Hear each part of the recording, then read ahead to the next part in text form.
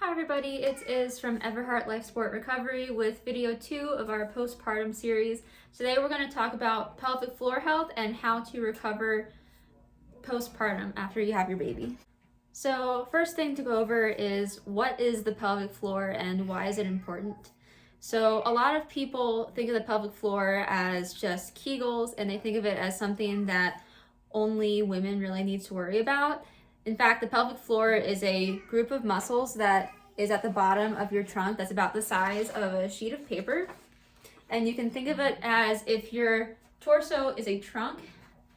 You got the front with your abs, the back with your back muscles. The pelvic floor is everything supporting this trunk.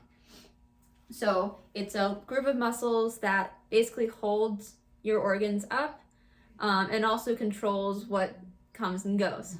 Now, the reason that pelvic floor health is a major concern for a lot of pregnant and postpartum women is because when you are pregnant, your baby is pushing heavily on your pelvic floor all throughout pregnancy, and then your pelvic floor is in large part responsible for pushing that baby out whenever it's time to deliver. And I don't think anybody who's given birth to a child would disagree that could be quite a dramatic and sometimes traumatic experience. And it goes through a lot, obviously, through pregnancy and postpartum. And as you heal postpartum, it's really important that we think about how we're going to heal that pelvic floor. Putting off healing the pelvic floor can lead to things like incontinence, which is when you cough or laugh and you pee a little.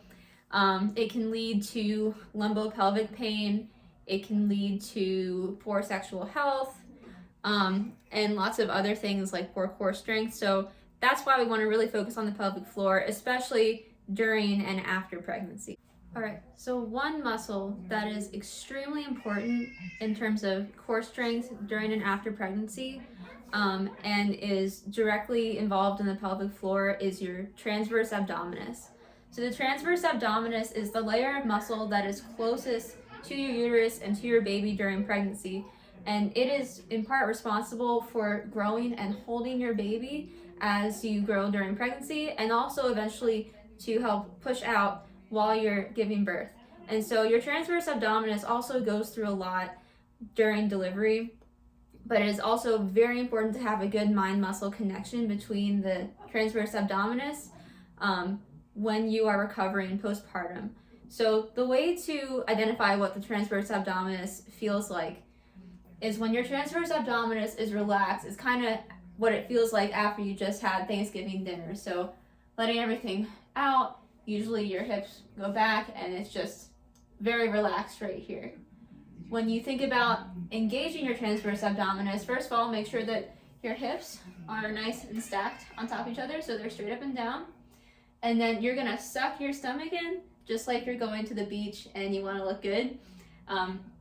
So you're holding everything in, and that is often the challenge after you have your baby. Like I said, the transverse abdominis does take a beating, but learning that connection to help you heal is essential.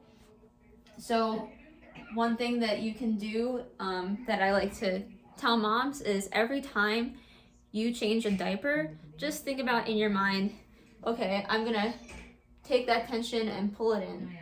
And the more you do it, the more naturally it will come, the stronger your transverse abdominis will be, and the easier it will be to do these next exercises that relate more directly to your pelvic floor. All right, so working with the pelvic floor can be a little difficult to explain because when your pelvic floor is turned on, it doesn't really appear like anything is happening to your body. The closest way I can describe it is to the feeling of when you stop yourself from peeing. So those muscles down there are quite active in terms of lifting things back up. And this can be hard to connect to, especially after you have your baby, because you have a lot of damage that was done down there. So one way to think of it is, like I said, all your pelvic floor is about the size of a sheet of paper. And so you've got the muscles right at the very bottom, but you also have these lower abs right here. and you've got a bit of your glutes in the back. So I like to start by tensing both at the same time. And that may be like if you need to at first start to move your muscles a little bit just to make sure everything is turned on. That's a good way to start. And then what I want you to think is flexing and squeezing your thighs together. And again, it should feel like you're trying to stop yourself from pain. What we want to get to eventually at this point is the ability to use your breath to tense and raise your pelvic floor and then gradually lower it back down. So not just tensing, but also being able to relax it at will. So these are called pelvic floor lifts, also known as elevators.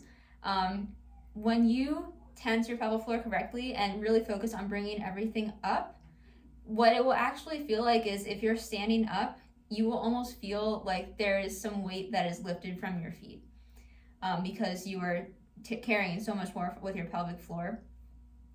So if you have trouble visualizing that, I recommend going to a pelvic floor physical therapist. Lots of people can benefit from that. But in the meantime, think about flexing your lower abs, flexing your butt, and also bringing those muscles in your deep pelvic floor up. All right, so those are a couple of exercises I would recommend for new moms who just delivered to help heal their pelvic floor. I recommend practicing those each day. Even in the days following birth, you can really get on these right away.